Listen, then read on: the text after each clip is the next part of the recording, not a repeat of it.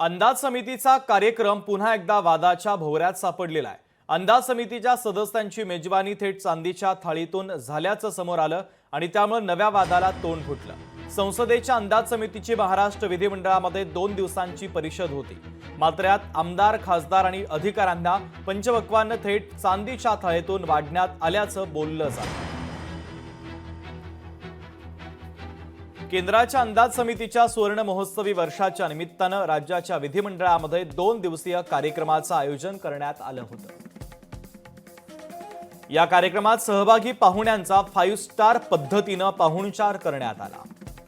कार्यक्रमात सहभागी पाहुण्यांना जेवणासाठी चांदीची ताटं होती असं बोललं जात आहे। आमदार, खासदारांना चांदीचे ताट, वाटी आणि ग्लासमध्ये जेवण वाढण्यात आलं। चांदीच्या एका ताटाचं एका दिवसाचं भाडं हे 550 रुपये आहे। प्रति माणसाच्या जेवणाचा खर्च हा 4000 रुपये आला।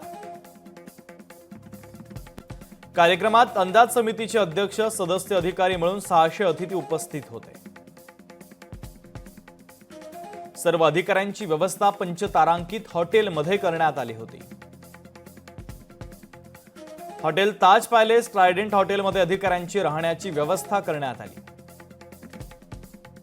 हॉटेलमध्ये पाहुण्यांसाठी सांस्कृतिक कार्यक्रमाचंही आयोजन करण्यात आलेलं होतं। सर्व पाहुण्यांना मुंबई फिरण्यासाठी विशेष ट्रिपचंही आयोजन करण्यात आलं। सर्व पाहुण्यांना ने-आण करण्यासाठी महागड्या कारचा वापर करण्यात आला। महाराष्ट्राच्या अंदाज समितीचे जे अध्यक्ष आहेत अर्जुन खोतकर यांच्यावरती भ्रष्टाचाराचे आरोप आहे। धुळ्याच्या विश्रामगृहात जी मोठी रक्कम पकडली आणि त्याआधी 10 कोटी रुपये जाळण्याला गेले, हे आमच्या अंदाज समितीचे कॅरेक्टर आहे, चरित्र आहे। त्याच्यामुळे त्यांना ही शान शेवटीची जी चैनबाजीची चटक लागली, त्यांच्यावर कारवाई सुरू आहे। पण तुम्ही त्यांना त्यांच्या नेतृत्वाखाली सगळ्या सदस्यांना देशभरातून आलेल्या नशीब सोन्याचा चमचा नाही दिला। सोन्याच्या ताटात, चांदीच्या पाटावर मोत्याचा घास तुला भरविते, म्हणजे मिस्टर भ्रष्टाचार मुक्त लढ्याचे नेते फडणवीस हे त्या सगळ्या सदस्यांना मोत्याचा घास भरवतात, हे चित्र आम्ही फक्त काल पाहिलं। चांदीच्या ताटात 4500 रुपयाचं प्लेट, 550 रुपये चांदीच्या ताटाचं भाडं, म्हणजे 5000 रुपये ची थाळी काय खालं असं की देण्याची गरज पडली। थोडी तरी शेतकऱ्याप्रती, गरिबांच्या प्रती जोराचा कणव दाखवली असती तर जनता तुमच्या पाठीवर आशीर्वादाची थाप दिली असती। हे लुटारूंचं सरकार आहे।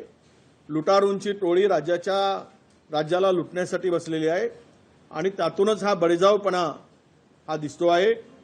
आणि हे काही राज्य प्रगतीकडे नेण्याचं लक्षण नाही, तर हे आत्ताच्या स्थितीमध्ये राज्य अधोगतीकडे नेण्याचं लक्षण आहे, असा आमचा स्पष्ट आरोप आहे। सभागृहात जे काही खर्च झाला एका ताटाला, हे बरोबर नाही।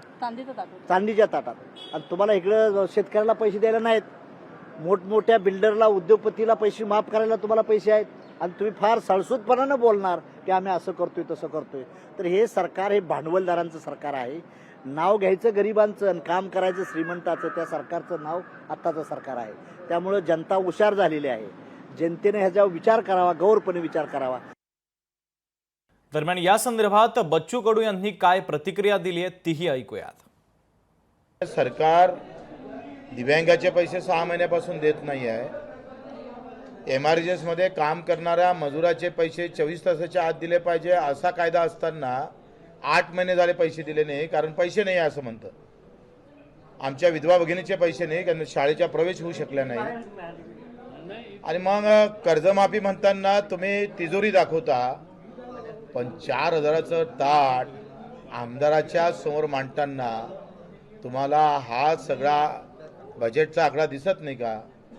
म्हणजे आपण जर एकंदरीत विचार केला तर भुकेलेल्या माणसासमोर पुरणपोळी मोठ्या तावानं खाणारी माणसं ही ही ही प्रवृत्ती आहे, ही रावणाची प्रवृत्ती आहे, हे अफजल खानाची प्रवृत्ती आहे। तांब्याच्या आणि चांदीच्या ताटात 4-4 हजाराचं भोजन एकावरच खर्च होत असेल तर याच्यातून आम्हाला तुम्हाला संदेश काय द्यायचा हा प्रश्न आहे। लोकशाही मराठी ऐका, पहा, जागरूक रहा।